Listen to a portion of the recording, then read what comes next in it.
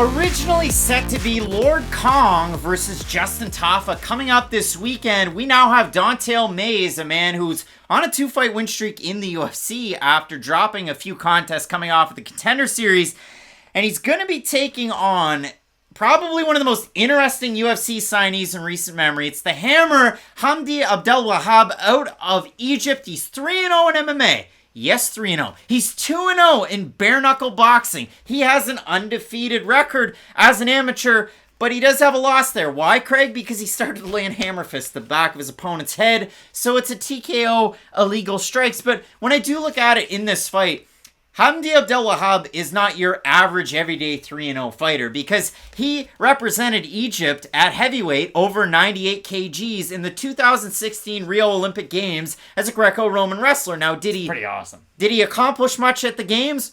No, but he made the games. You're watching this. You didn't make the games. We didn't make the games. You're saying it like it's a negative. Why are you going after others already? No, it's a giant positive. I mean, you look at Hamdy Abdelwahab, and this is kind of the weird thing about it. I mean, he does have 2 sub-minute knockouts in bare-knuckle boxing, 2021. They weren't against the greatest level competition, but if you do look at it for Abdelwahab, the last guy that he fought was Matthew Strickland, and I was watching the fight, and I thought, you know what, I'm going to Google Matthew Strickland, see what we got out there. I'm going to throw a tweet up there to what Matthew Strickland just overall appearance-wise looked like. It wasn't the most impressive thing, but that's neither here nor there. He did finish him in impressive fashion. So you go through it. He beats Matthew Strickland, who he had knocked out in BKB, so it was a revenge rematch that nobody knew they needed. He fought Tyler Lee, who had Paddy Pimblett hair, and early on in that fight, Tyler thought, I'm going to take it as a challenge. I'm going to run across the cage and take down the Olympian. He went for a single leg. He didn't get it, and then he just kind of dropped to the mat. Hamdy crosses the cage, hits him with one shot. Tyler Lee drops. So even before that,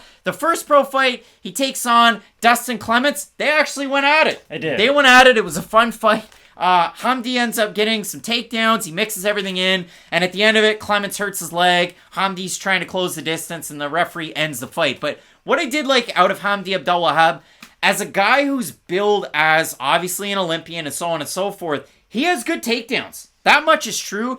The guy who went to the Olympics for them? He comes out of Killer B, which combat sports, you might know Carl Robertson trains there, was in the UFC. It was a roller coaster of emotions, but Corey Anderson's also at that gym. But I'm kind of surprised they brought Hamdy in, but if he's going to fight anybody, it's Don'Tale Mayes. Exactly, and that's the thing, but that's the appeal of this fight. Don'Tale Mayes is a striker. Let's just call it what it is. A boxer, not even a striker. They're very rarely even throwing kicks. Hamdy Abdelwahab is a grappler. And that's really the appeal of this fight. Styles make fights, and these guys mix like oil and water. This is what I will say, though, and it should be a big X factor for this fight. Don'Tale Mayes is much more experienced in the sport of MMA, and at a certain point that is going to matter. He has been used to mixing his martial arts and not just using what got him to the days to begin with. The thing about Don'Tale Mayes is he's had hard fights that he's been able to get through, and that's also a very important thing in the sport of MMA, where if you go back and watch Hamdy's fights, there's some weird performances, let's be honest. Like, there was a fight where he takes Buddy down, gets his back, lands 1,000 hammer fists to the back of his head, and they're like, yeah. That was the Corey Norman fight that he loses by illegal strikes. It's just like, it's all very reckless. That's the best way I can, like, describe it. What I will say is, he's a quick grappler, and I'm gonna bring up the movie Nacho Libre. Remember that woman Libre. Remember the woman who had the tunnels in the dollhouse? She was shifty, very quick. They didn't know where she was. That's what I think of when I see Hamdy grapple on the mat. He does have very fast knees. I know that's a weird thing to say, but he can shuffle around very quick when he does have top position if he is able to get to that spot. And I do think that'll be a key factor if he is able to get Don'Tale Mayes in some extended grappling sequences, because of course, Mayes will not have the speed or the wherewithal of grappling like someone like Hamdy will on the mat, again, if he is able to get it to that position. So for Hamdy, all but one fight was spent under the Icon or Gamebred FC banner, and if you do look at it, the one fight that he has that's not under that was when he fought 3-2 Tyler Lee, who looked like Paddy Pimblett, but Paddy on an off day in San Diego. That was on Freedom Fight Night. They tried to replicate, The Ultimate Fighter. It was Team Rampage versus Team Ortiz.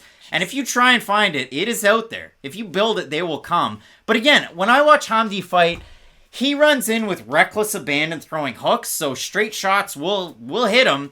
Doesn't have much in the way of striking defense. Has good offensive takedowns. When guys try to take him down, he has great sprawling hips, and I love to see that. Could you imagine telling your fighter, though, like, hey, run across the cage and take this man down? Tyler Lee's coaches did. But when I do watch it for Hamdy, when he gets the takedown, what do I do from here, coach? Because he gets in guard, and then he doesn't do anything. I will say the side-controlled amount he is very fast in. Again, he's good at going from non-dominant positions to dominant positions. That's the only thing I will say. But to me, it was, he holds it. He doesn't really have submissions. He doesn't really have ground and pound. You're right. And there's a lot of stand-ups in Hamdy fights where I would think, okay, Abdelwahab's going to be able to hold you down. For a guy like Don'Tale Mayes, obviously he loses to my guy, Cyril Gane by heel hook. He loses to Rodrigo Nascimento.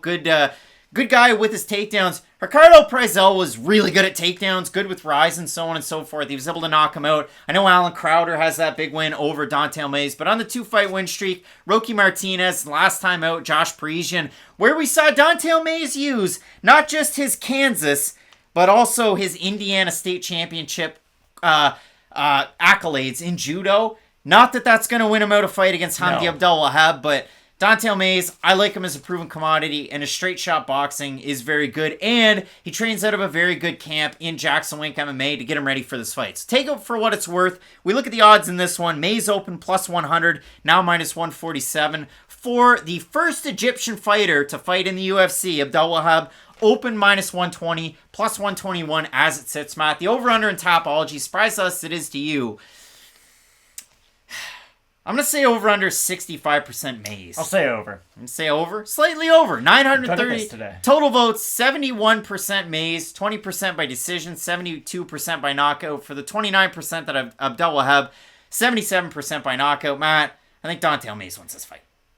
I do, but again, I'm not sold on Don'Tale Mayes at all. Like, even if he wins this fight, it's not like he's going to be a ranked fighter, and that's the weird thing. Mayes is in this weird heavyweight purgatory where he beats guys who are basically on their way out of the division, if we're being completely honest, and then he loses to anybody on top of that. So, really, it's going to be more of a how good does Hamdy look than what version of Don'Tale Mayes do we get, but I do agree with you. I do like his MMA experience, and I do think that's going to be his biggest X factor in this matchup. This is how you gauge an MMA fan. You look at a guy like Hamdy Abdelwahab that's right at the 265 limit, 264.2 his last time out. Kind of swings like Jarges Danho, the man mountain, kind of looks like him as well. So maybe you have the Olympian in this matchup. I like the straight shots out of Don'Tale Mayes, the complete game, but we're going to find out what both guys are made of on the weekend. Both of us going with Lord Kong to get the win, but let us know down below in the comment section. I'm really eager to hear from the Fight Night Picks fans on this particular matchup. We have 13 total fights on the card, 2 title fights up at the top that you're not going to want to miss. Keep it locked in with Fight Night Picks, and as we always say, Let's get into it.